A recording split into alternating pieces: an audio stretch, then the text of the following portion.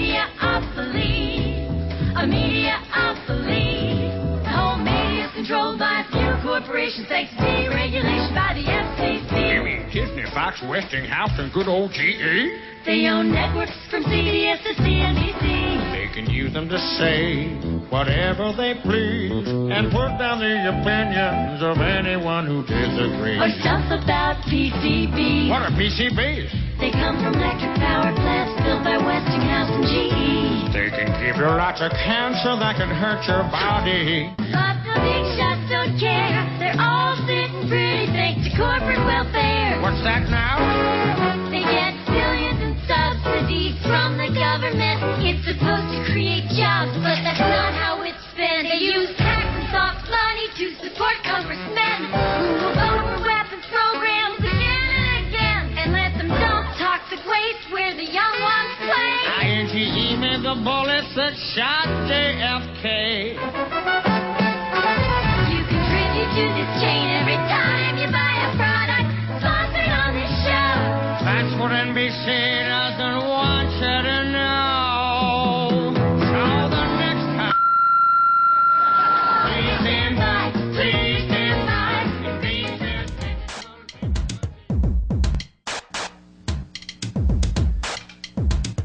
And for those of you who are unaware of this one world government and one world religion, I challenge you to do an internet search on the New World Order. You will be overwhelmed by the amount of people trying to get the word out to the masses.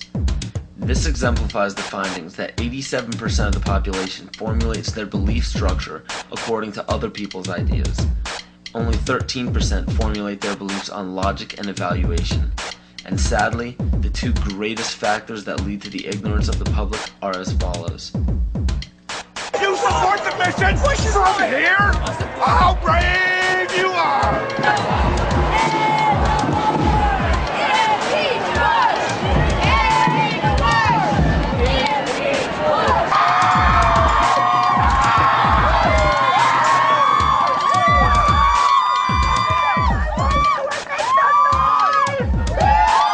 Groupthink.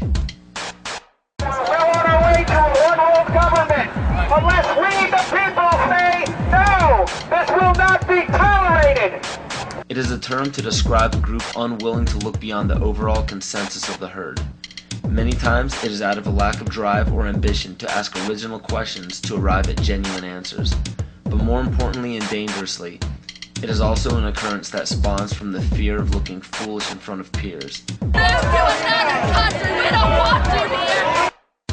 Both religion and politics are forms of groupthink.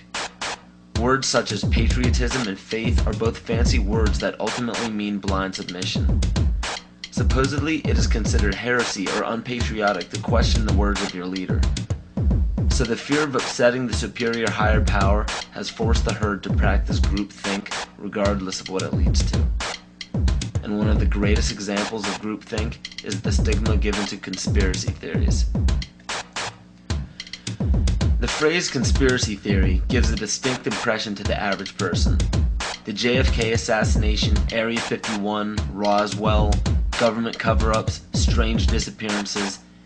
These subjects probably sound a bit too fantasy for the average person, and it's quite understandable. They're supposed to sound made up. Throughout the mistranslation of time and embellishment of these stories, facts were added or omitted. Some may be true and some may be false, but one thing is for sure. If a global secret needed to remain hidden yet began emerging among the public, the best cover-up is to embellish or alter the story until it sounds ludicrous. So what happens when the secret involves the government and the government has intimate ties to the mainstream media, and the mainstream media, as said before, has been proven to sway at least 80% of the public's opinion? The logic is undeniable. Media in every form is put in place to make people feel stupid for even keeping an open mind towards conspiracy theories. Movies, books, fairy tales, and folklore are all tools to make the average person feel insane for supporting or believing in a conspiracy. And why shouldn't they? Our leaders have no problems telling us not to investigate or believe in these theories. Let us never tolerate outrageous conspiracy theories concerning the attacks of September the 11th. Malicious lies that attempt to shift the blame away from the terrorists themselves. The most basic of pagan practices is the control of human population to have a perfect balance between man and nature. The goal is to bring the population down to 500 million, which is over a 90% reduction in humanity. Now that we have abandoned everything we've been trained to think prior to this moment, we can start looking at the world for what it is, instead of what people tell us it is. Open your eyes today as if you've never seen the world before, and you will begin to notice that the goal of population reduction is everywhere around us.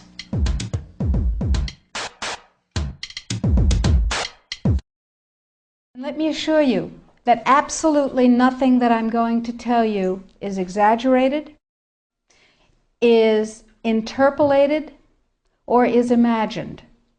Everything I'm going to tell you is documented.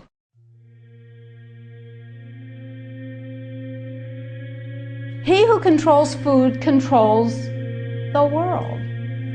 Well, they said in 1962, we're going to work toward total global implementation of Codex Alimentarius on December 31st, 2009. They were sort of guidelines.